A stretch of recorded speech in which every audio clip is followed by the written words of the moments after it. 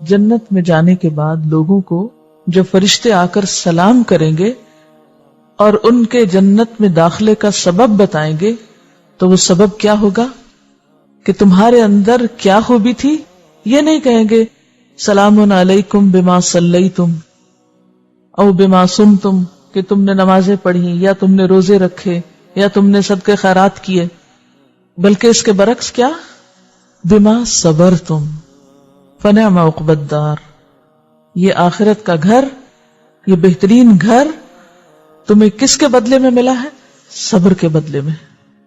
تو اس سے پتہ یہ چلتا ہے کہ جب تک انسان کے اندر صبر کی صفت نہ ہو، صبر کا مادہ نہ ہو، صبر کی عادت نہ ہو، اس وقت تک کامیابی ممکن نہیں.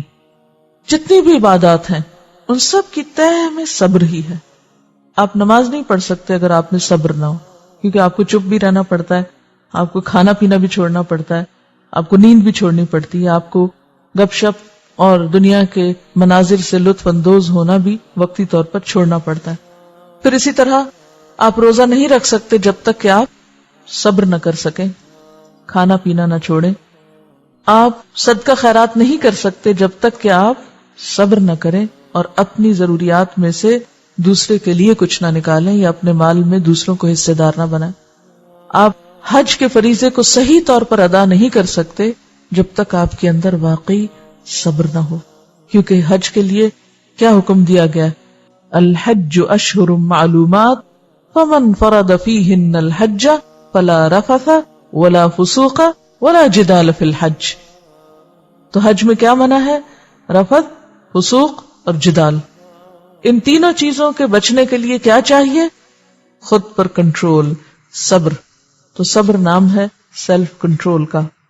اسی طرح اگر آپ ان صفات کو جو ان آیات میں بیان ہوئی ہیں انہیں اپنے اندر لانا چاہیں، مثلا یوفون بعہد اللہ، اللہ کے عہد کو پورا کرنا، تو آپ عہد وفا نہیں کر سکتے جب تک کہ آپ کے اندر صبر نہ ہو. صبر ہوگا، سیلف کنٹرول ہوگا تو آپ اللہ کی اطاعت کر سکیں گے. اور جس لمحے آپ سیلف کنٹرول چھوڑیں گے آپ نفس کی خواہشات کی پیروی یا شیطان کی پیروی میں پھسل جائیں گے. پھر اس کے بعد والذین یصلون ما امر اللہ بہ ان یوصل، وہ لوگ جو ان رشتوں کو جوڑ کے رکھتے ہیں جنہیں اللہ نے جوڑنے کا حکم دیا ہے. تو یہ کام بھی کون کر سکتا ہے؟ ان تعلقات اور روابط کو، یہاں صرف رشتہ داریاں نہیں ہیں، یاد رکھیے یہاں صرف صلہ رحمی نہیں ہے اپنے محدود معنوں میں کہ صرف خون کے رشتوں کو جوڑنا، بلکہ باقی روابط یعنی جو معاشرتی روابط ہیں یا تعلق داریاں ہیں وہ بھی اس میں شامل ہیں. تو جن جن چیزوں کو اللہ نے حکم دیا ہے کہ جوڑ کے رکھو اور اس کو وسیع پیمانے پر لیں تو سارے مسلمانوں کا آپس میں ایک طرح سے اتحاد اور اتفاق بھی اس میں آ جاتا ہے کہ لوگ آپس میں جڑ کر رہیں. تو یہ سب بھی کس وقت ہو سکتا ہے؟ جب آپ کے اندر صبر ہو.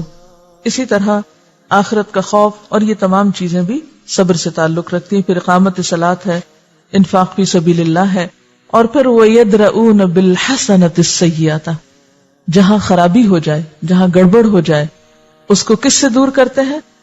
حسنہ سے، اچھے رویے سے، اچھے طریقے سے، خوبی کے ساتھ. اولئک لہم عقبی الدار، ایسے لوگوں کے لیے آخرت کا گھر، ایسے ہی لوگ جنتوں کے باغوں میں ہوں گے اور ہمیشہ وہیں رہیں گے. تو اس سے کیا پتہ چلتا ہے کہ ہر نیک کام کی بنیاد میں صبر ہے.